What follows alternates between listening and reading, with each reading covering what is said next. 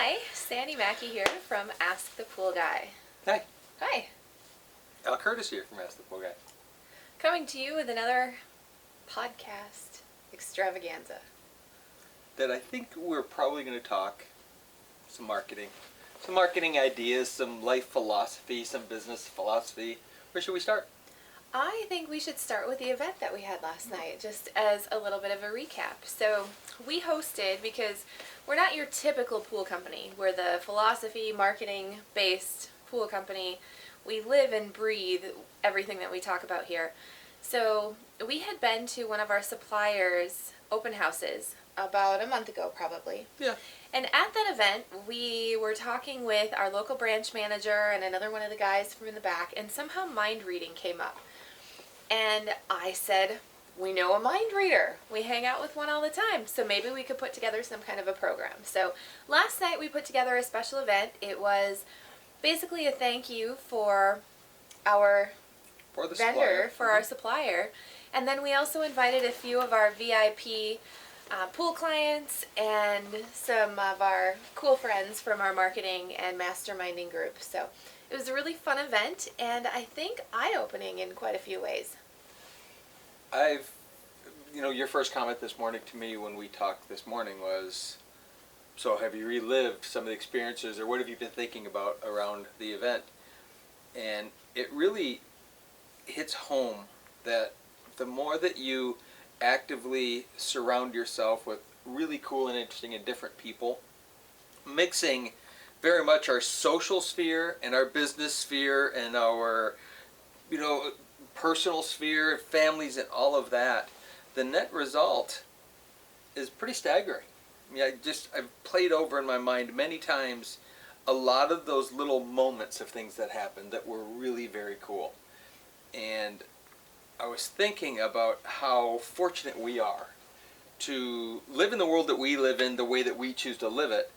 And I was thinking about some of the people there that haven't been around us a lot, like some of the supplier people that maybe have seen us come to the store, their place and interact, but not really seen us working the way our style. I was thinking about how different that must have been for them, because I don't know that they would get that same experience. I don't know that they would get, from a business perspective, how we don't have to follow a really boring format. Yeah. And so my mind went there mostly with the people there, and some of them were spouses, so we didn't even know them.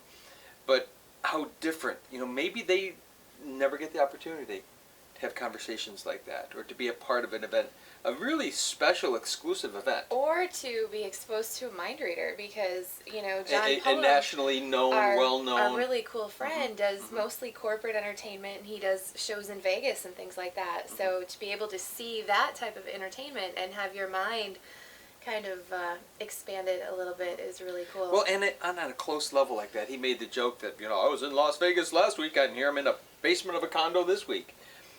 But to be that close, to interact with people, I know that our brushes with fame, with people that are known in the world, are interesting. I mean, it's just another thing to say that you did. I don't know that it changes us. Maybe it does.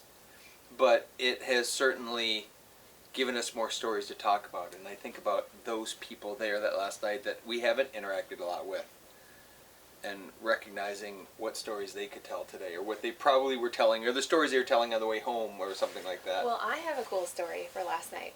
So a couple of our favoritist pool customers came, and they brought their son with them last night. And we were talking, and we had some of our new clients there as well that we haven't built a pool for.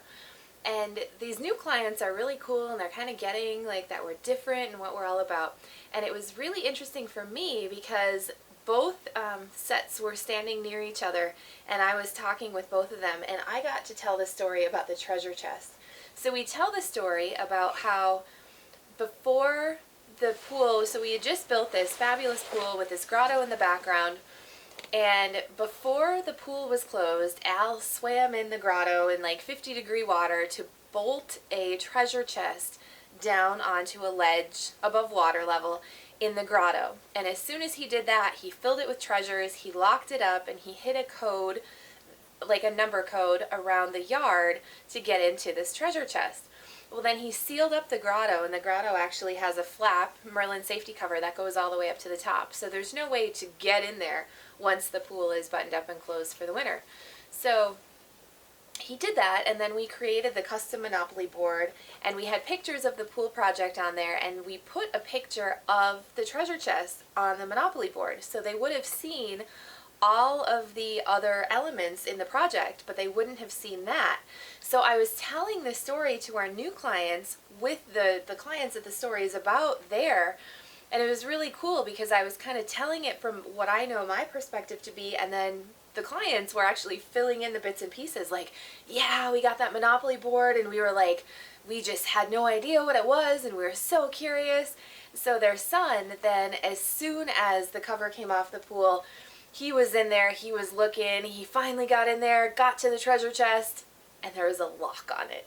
So then he had to figure out how to get the code, and I had only heard kind of through his dad and some of that it took him a while. So here I am telling the story, and I said, and it took you forever to get into that box, didn't it? And he said, yeah, like at least half of the summer. And then once he got into the box, he got the loot out, and it was so cool that he put it back in so his sister could also have the experience. So then we were also telling them how then after the homeowners went out of town again, after everybody had gotten into this box, Al broke back into the grotto, and he took that combination lock off of the treasure chest, and he redid it, and he put a different style of lock on there, this one that needs a key. And they had been searching ever since. That was probably late summer, mid to late summer, yep, that Al had redone this experience. And Erica the homeowner, had said, yeah, Al said that he's never done with this project. And this is really a case where the whole family has been involved in searching.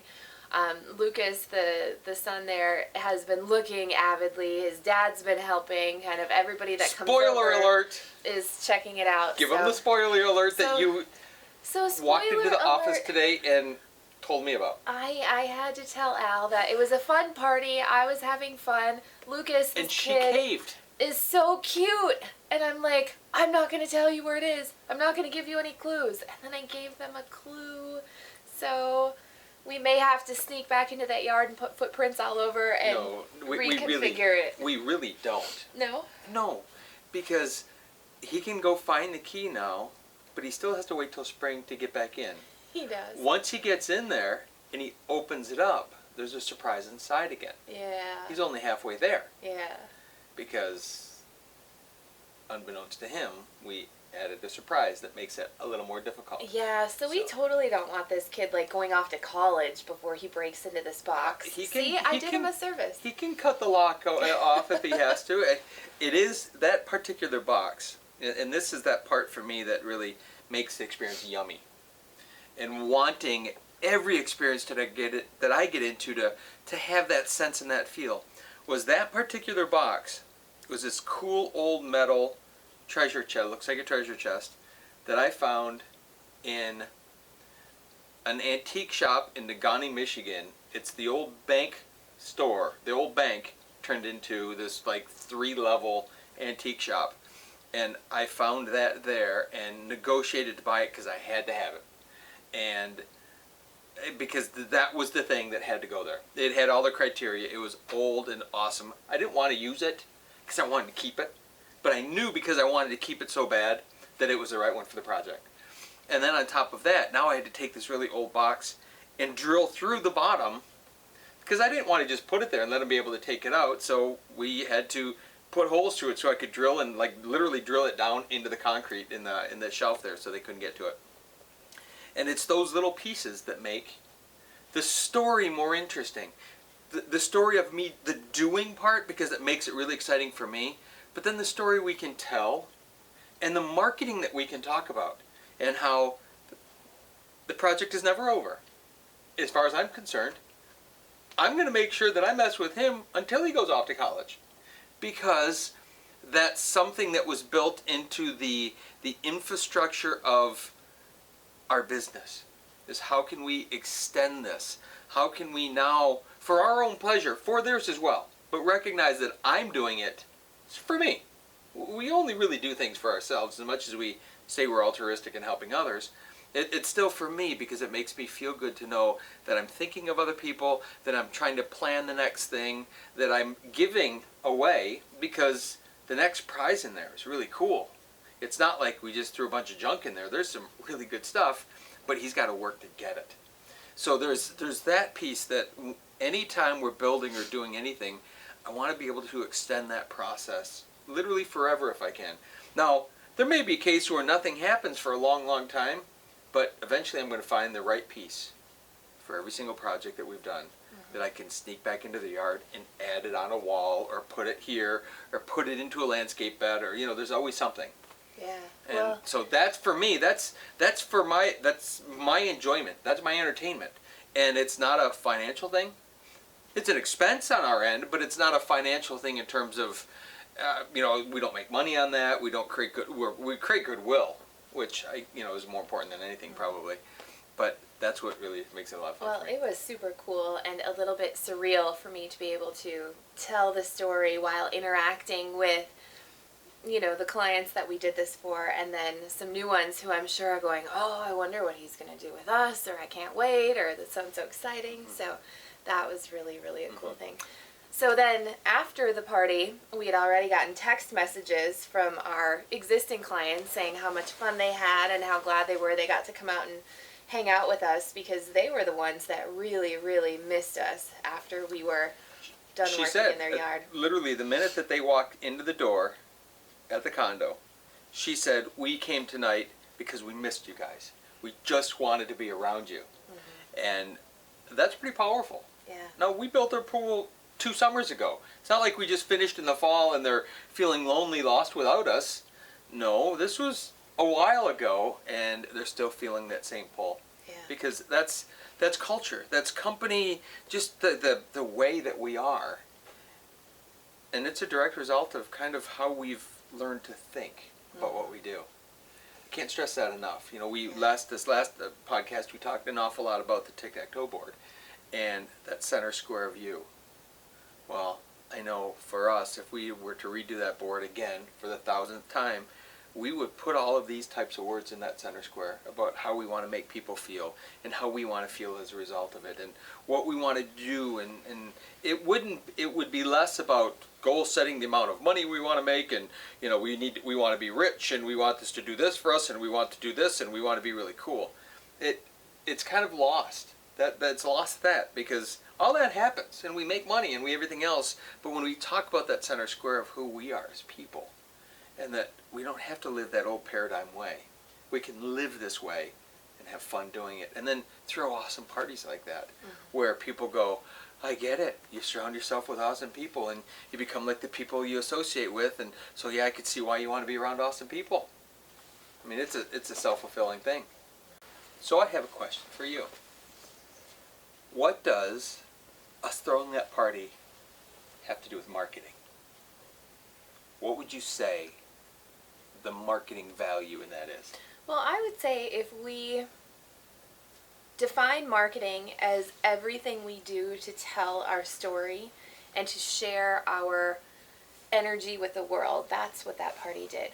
The party, we were able to invite people and make them feel good about having gotten the invite. We threw a fabulous party. We had the mind reader, we had live music, we had food, we had just good people that got to interact with each other. And I think, everybody that came, they're friends with us, and it's putting that positive energy out into the world. And we got a great email from our clients that we're building for this summer, and they said that they were just so happy to have gotten the invite, so thrilled they could attend. It was a great party, and they liked being able to interact with people that are kind of in our extended family and our inner circle, because they were reminded, you get a certain sense when you meet people and when you're considering hiring a company, you get a certain sense of who they are and what they stand for. And I think it was very validating for them to be able to come, and they knew that everything that they thought was exactly on track. And the comment that came in the email was, we didn't know it was possible, but we're even more excited about this summer now. So what it is in terms of marketing, which I mean, using the word marketing sometimes makes it sound like you're trying to get something. And what we're really trying to do with our marketing is give something, give more of that positive energy, give more reasons for people to smile and have a good time, and kind of like have question marks pop in their head, like, what are these people doing? How are they like this? How are they so different? So that, I think, the party for us just reinforced everything that we are and let people kind of see it again in a different way. The party, to me, when I think about going out into the world and talking to potential clients, people that we may do work with or want us to do work with them and we're not sure, and however, I go out and I tell this story. I think you mentioned it at one of our recent pool appointments when we had them come here, and you had said afterwards, you said, is that how all of them go? Because we didn't really talk about the pool part, or pumps or filters, or how big or how any of that. It was more about the philosophy of who we are and what we stand for. And so today, pool appointments for me are that. It's going out talking specifically to the people about our way, our certain way, and then to have them witness it in a third-party position. It wasn't in their yard with a pool, but it was being surrounded with people that obviously care about us, and we obviously care about them, and these people get to witness that part of who we are. And what that does for me is it validates the transparency and the way that we are. Online, offline, in person, energy signature, what we want people to think about us and talk about us. They're deliberate. I mean, we want people to talk good about us, so we do things deliberately so that people will talk good about us. But I don't think that we go, if we do this, then people will talk good about us. Well, it's who we are. Yeah. It's not like we have to put on the face a of, show, oh, we have to do. But we do make extra effort, but the baseline of who we are is already there at that level. So it's not like we're changing who we are. We're just doing more of it. So we're making sure that, you know, when the opportunities come up, we're saying yes to them, and we're doing that little bit extra to make a difference instead of just status quo. You know, we always try to make sure that it's more fun and more engaging and more energetic and just more of everything. Well, and with that more, it allows us to express ourselves for who we are. Not just as pool people, but as people. And this is what we are, and we want people to know that about us. We don't have to put on a mask of, okay, now I'm a pool guy, and then I take that mask off and I become my crazy fun self doing this, and then I take that mask off and I put something else on to be interacting in business. And we don't have to do that. We sort of have found a way of blurring it all together, but it follows our way of life. Not just our way of marketing or our way of doing business or our way of personal lives or a way of how we raise children or way of, it's all kind of blended together. And that's what I think to me that party represented, is all of these factions of our lives, people that we swirl in and out of their lives all the time, sort of blending together and just finding a way of having a good time. And the catalyst was you and I. And I think that's pretty cool because it says a whole lot about company culture, who we are, why we do what we do. And there's no expected return. It's not like we did that going, okay, now we can go to that supplier and we can squeeze them for 2% off. You know, it's like that wasn't even and I could see someone calculating that going, well, if I do something nice for them, then they'll give me a deal on something. And that doesn't make sense, but that's what people do all the time. This was, let's just share the awesome world that we have with them so that they know when we come into their office talking happy, being fun, doing, that it's not just a show. Yeah. That's probably one of the big validating part of the vets is that they've seen us in that interactive space of there, but now they've seen us in our personal space acting the exact same way.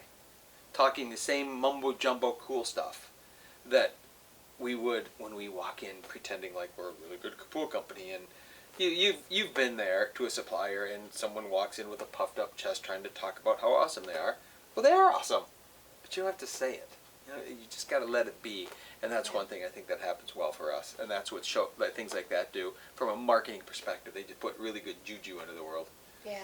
Yeah. So, what's a takeaway from that? You know, a takeaway, again, that I know we talked about in our last podcast, the marketing tic-tac-toe board and identifying our target audience. I was just thinking again back to the conversation when I had our previous pool client and our upcoming pool client together, and they're so similar. So we really have tapped into that sweet spot of the types of people that we really enjoy working with. So a takeaway from that is the more opportunities that we have to kind of put our clients together, like we can see those similarities, and that's super fun to me. So I think that was a really good takeaway for me. What about you? Yeah. There were so many little bright moments of ahas for me last night, and it goes so fast. Yeah. Just you get there and you trying to get ready, and whammo, it's here, and then the event's on, then the presenter's doing his amazing show, and then you're wrapping up, and people are leaving, and of course I want it to go on forever, and that in our world it kind of does. Yeah. But everyone else seems to have to go home, which was okay. Which I love that part as well, because we found ourselves at the end with a core of a few people and the musicians, and singing and dancing for a long time afterwards. Mm-hmm. And knowing even the musicians saying, we just love being around that positive energy. We are always available whenever you need us. That was sort of their comment as they left. And those things that we as people, and we equally as important, maybe not more important, but equally as important, we as a company have a certain way, a very defined certain way, going back to Wallace Wattles' book, that way just reinforces the awesomeness that our company is. And yes, it's a combination of who we are, but it's way more than that. It's way more than Al and Sandy. It's this combination of things that's pretty sensational. So that was a big takeaway for me, is just that additional recognition.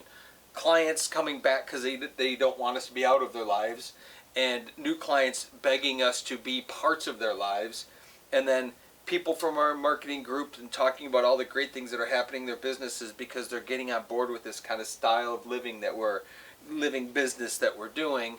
And another fun fact for anybody watching this, one of our clients, the ones with the pizza oven, actually, he wants to throw another party and have us come out and bring all of our friends. He said he'd love to do that in the middle of the summer. So if you ever want to experience one of the legendary escapes, send us an email or give us a call or something, and let me know we'll set up a party somewhere. Let me know that you want to be on that list. For when you get a stone-fired pizza at I'm ready to go this now, amazing kind of. pool. Yeah. So I know I told him we could do it beginning do of next April. week. Yeah. And he said no, we should probably not wait quite till ready for midsummer. that yet. But he said that they would really, really love to host us again. Yeah. So Very cool. that's awesome too. Well, that says a whole nother layer of yumminess that they want to do for us as much as we want to do for them. Yeah. And if that's that symbiotic relationship, that's that the yin and the yang, or the positive and or the female and masculine energy, and all that sort of working together, is that when we can find that in clients, which we can, because we choose to, though. I think sometimes people stumble into that, and you happen to find a good client and it happens to go really well without thinking it through or without trying to help orchestrate it. And we do live by the law of effortless allowance. We've really learned to completely let go of stuff, which is something we can talk about in a few minutes. I wanted to mention. We completely let go of it, knowing that it'll come when it's organically ready. Well, that was going to be a follow-up question I had. Isn't this a lot of work, maintaining these? I mean, I know the answer to this, but I could see someone saying, another pool company or another company that has clients, well, that seems like a lot of work to keep up these relationships with your clients. Don't you just want to be done with them? So why is it so different? Because it's not work. If we were tasking ourselves, okay, I'm tasking myself on my to-do list today, I have to do this, this, and this, then it would definitely be work. I'd be going, I'm not driving an hour back to that guy's house to hide something in this thing for them to find. but because it's just a part of our way, and it's not work. It just sort of seamlessly blends into whatever we're doing and go, oh, here's a cool something or other that we can use. Or here's a cool idea. This sounds fun. Let's do that. Yep, And it yep. And that's that fosters effortless that part. thing. That's that Yeah. just allowing it to happen. I imagine, this doesn't happen because of how we've set everything up, but I imagine if we had a priority list every day and we came in and we went over the priority order, okay, priority, task 3 today is to make sure that you make so-and-so feel happy by doing such and such and such, that'd be awful. Yeah. But it doesn't have to be, because we've sort of just seamlessly let it be a part of who we are. And if that seems like a lot of work to someone, I understand. It's not their way. It's not their style. It's not who they are as a person. I know that the passion that I derive from doing what I do keeps me always wanting to do more. Now, if it was just a business to make money because I had to pay the bill at the end of the day and all of that, okay, I wouldn't want to do extra. But because I want to love it more, my intention is to love it more all the time. Not, I can't wait to get through it. I can't wait for this project to get done. I can't. There's moments, obviously, when you're so deep into it, into a project, sometimes that you gotta just kind of be done. Like, oh, we just need to finish this because we have 10 other awesome things to work on. So there's those anxious moments. But in general, I want to love it as much tomorrow or more than I did today. Well, with that attitude, and that's what it is. That's an attitude adjustment. With that, understanding the you center of our tic-tac-toe board makes this easy.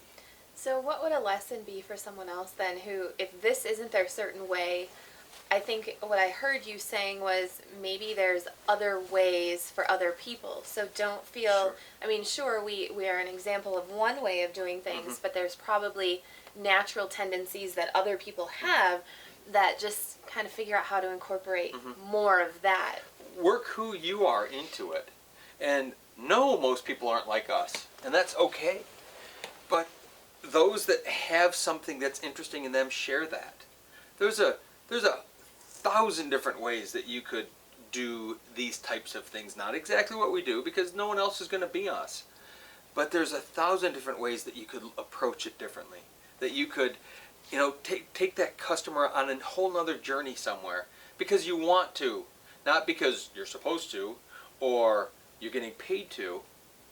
See, that's where we get really twisted sometimes but this is what I get paid to do. And as soon as you block that up and you kind of box it up and go, that's what we get paid to do, you've missed all of the fun around it. Well, I think we've learned that the more that we do just because, the more that the money is just there. It just, it's perpetuating It takes care of itself. Yeah. Now, if we were on a journey, though, here's a thought. If we were on a journey and it was all about money.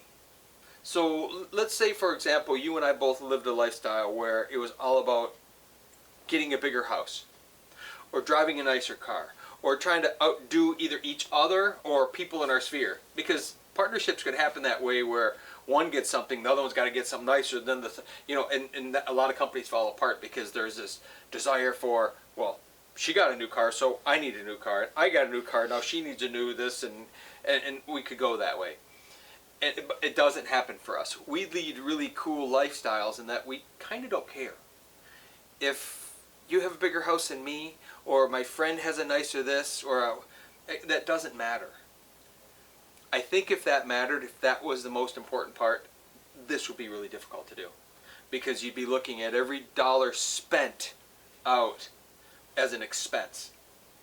Because that's less money to put in your pocket to pay for that bigger house, or buy that nicer car, or have that extra vacation, or whatever it is. But in our particular case, it's just sort of the part of doing business. And money flows continually because it feels good to do. And I think that's probably part of our certain way that really works. And this style may not work for everyone, whether it's a business owner and a spouse wanting one thing and a business owner wanting another. I could see that playing out a lot. Is why you're always away spending money on little things for when you could be giving it to us and the kids. That could be something. And that would stop some people from trying to do extra, because the extra takes time. It takes time. I sacrifice time away from my children, from whatever, every moment I do stuff like this, as you do. So we sacrifice time and money. But it's in the loving of it. It's finding a way to enjoy it and not care if that $200 spent over here to do something cool for someone else, or that unexpected thing over here. Those little things add up to a bigger car payment for a nicer car or whatever. And because that doesn't matter, it makes it easy to do.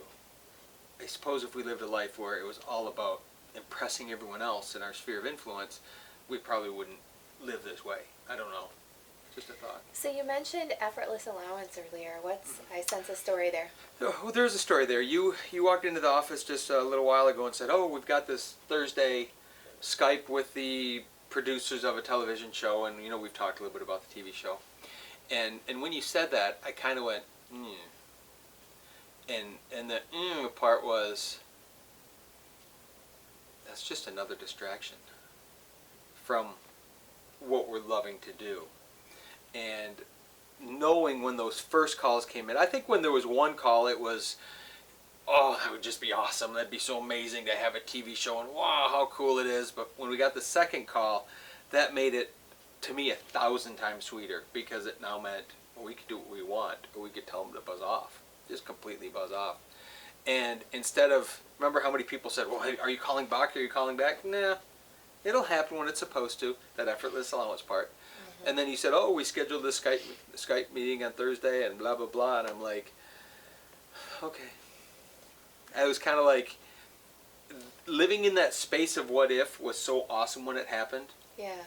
And not being anxious about it, not being too counting on any of it has been perfectly good. And then now there's this interview and I'm like, okay, all right, we got to go with it, see where it is. But it was that space of, we don't need that. Yeah, I feel really we don't good need about that. it. I do too. Because it can make us more of what we already are. It absolutely, and it's a magnifier, and it takes us in quantum leaps to the place that we're going anyway, but it just takes us there much quicker. And I'm all still for it. That's not what I'm trying to say, but in that moment of you saying, well, we're going to have this Skype interview, I was kind of like, yeah, it's really cool the way it is. I was sort of in this high place of, it's all really cool right now anyway. And that certainly could make it more cool. I mean, it's bizarre to think about.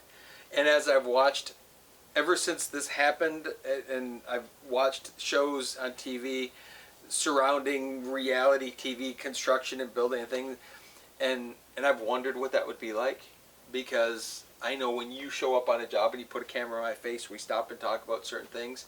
But then adding to that, having a boom guy there and a lighting guy there and two camera guys, and it was just sort of this kind of weird moment of, do we really want that? Well, we tend to do things that feel right, and when they don't feel right, we don't do them anymore. So I understand exactly what you're saying, and I also know that we're very intention based, and I know that we did talk very specifically about what would we want this to look like, and I think that we're pretty tuned in to paying attention to that type of stuff. I think that's where knowing what we would be willing to do, where we would be willing to spend our time, because we've thought that through and talked that through and had countless conversations about it, that certainly helps us.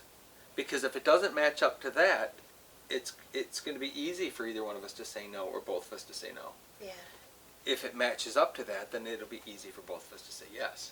Definitely. And I think that's a place that we've kind of found in our relationship, in our business, in our life, in our certain way, is to honor that gut, honor that feeling, honor that energy, that space, that all of those things, all those terms. And that's that effortless allowance, is just finding a way. And that's really what the marketing has done for us as well, is just that effortless allowing. But we have constant conversation about it. I think we talked just briefly at the party last night that it was an awareness for me as I was describing each of the groups of people that were represented there, that every week we do something in an arena of other people around our marketing of who we are and what we're doing and why we're doing it, and hearing other people's opinions. And working on making the center square view, the company, better.